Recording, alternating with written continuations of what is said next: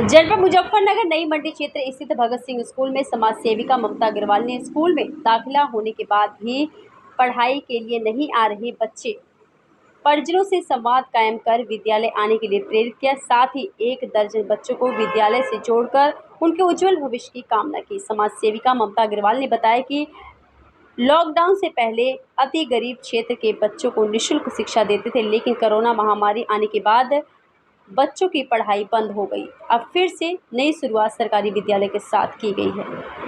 आपका नाम? मेरा नाम ममता अग्रवाल है। ममता जी, आज सरकारी स्कूल में आपने बच्चों को ड्रेस बांटी है, मिठाइयाँ बांटी है जी, जूते बांटे हैं, क्या है ये? क्योंकि सरकारी स्कूल है, आप लोग समाज सेवी, तो क्या? जी हाँ, थोड़ी बहुत समाज सेवा करती हूँ।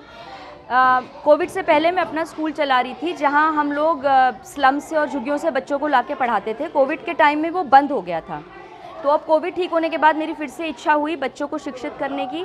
पर फिर मुझे ये समझ में आया कि हमारे आदरणीय प्रधानमंत्री जी की तरफ से और मुख्यमंत्री जी की तरफ से इतने केंद्रीय विद्यालय चलाए जा रहे हैं जिनमें बच्चे चाहकर भी कुछ वजहों से आ नहीं पा रहे हैं। तो हमने फिर जाके स्लम्स में ये पता करा कि वो बच्चों को इन स्कूलों में क्यों नहीं भेज रहे हैं, और स्कूलों में आके उनकी दिक्कतों के बारे में जानने की कोशिश करी। और फिर हमने एक ऐसा पुल बनाने की कोशिश करी कि जितना हमसे हो सके हम उतना कर पाएँ उन बच्चों के लिए और स्कूल के लिए। तो वही हमारी कोशिश थी, और बहुत हद तक हमारी कोशिश इस स्कूल में, जो भगत सिंह स्कूल है मंडी में, इसमें हम कामयाब भी रहे हैं। कितने बच्चों को आज आप? हम यहाँ स्कूल में आए थे तो करीब 19-20 बच्चे आ रहे थे यहाँ पर उन्होंने बताया 4-5 बच्चे ऐसे हैं जो रजिस्टर्ड हैं, नहीं आ रहे हैं। उनके पास भी हम गए, माता पिता को समझाया। अब 4-5 तो वो बच्चे आ रहे हैं, और करीब हमने 12 नए एडमिशन्स कराए हैं यहाँ पर। तो क्या समझा जाए, आपने इन बच्चों को एक तरह से अडॉप्ट किया है? जी, ये भी मान सकते हैं, क्योंकि ये तो मैंने सोच लिया है कि अब इनको इस तरीके से नहीं छोड़ा जाएगा कि आज मैं इनको एडमिशन कराकर और फिर ये ना देखूं कि ये आ रहे हैं या नहीं आ रहे हैं। अब ये मैं अपनी एक नैतिक जिम्मेदारी समझ रही हूँ कि समय समय पर हम स्कूल में आएंगे, इनकी दिक्कतें, इन बच्चों को, जैसे इन बच्चों के पास कुछ के पास आधार कार्ड नहीं है जिनका हमने एडमिशन कराया है, तो हमने उसको भी प्रोसेस में डाल दिया है। बात हो गई है, जल्दी इन बच्चों के फिंगरप्रिंट्स लिए जाएंगे और आधार बना दिए जाएंगे।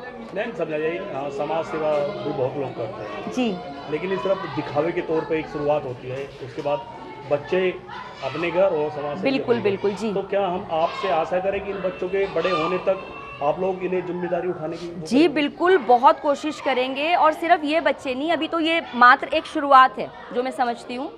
और मुझे ऐसा लगता है कि जैसे मैंने शुरुआत करी है, हो सकता है मुझे देख के कुछ और भी महिलाएं प्रेरित हों, हमसे जुड़ें। और मेरा तो निवेदन भी है, जो भी ये देखे वो किसी भी रूप में बच्चों की शिक्षा से जुड़ना चाहे तो प्लीज़ हमारे साथ जुड़े। हम इसको एक ड्राइव की तरह बना दें कि हमारे शहर इस बात के लिए जाना जाए कि यहाँ कोई बच्चा ऐसा नहीं है जो स्कूल नहीं जाता। काम बहुत ज़्यादा है, जितना मुझसे हो सकेगा मैं अपनी कोशिश में ज़रूर करूँगी। 15 अगस्त पर आपने ये शुरुआत की है जी, क्या मैसेज देना चाहते हैं? बस यही देना चाहती हूँ कि आज़ादी का मतलब सिर्फ अंग्रेज़ों से आज़ादी नहीं थी, आज़ादी थी इन चीज़ों से भी, जहाँ हम एक शिक्षित देश की तरफ चल सकें। ये बच्चे ऐसे ही ना घूमें इधर उधर सड़कों पर, हम इन्हें स्कूलों तक ला सकें, पढ़ा सकें, शिक्षा का महत्व समझा सकें। अगर ये मैं कर पाई तो बहुत अच्छा होगा। और इसी के साथ आज मैंने अपना एक 500 वृक्ष लगाने का एक आह्वान मुख्यमंत्री जी के ओर से जो आ रहा था वनोत्सव का, उसमें मैंने ये प्रण लिया था। आज इस स्कूल में बचे हुए पेड़ लगाकर मैंने अपने 500 वृक्षों का भी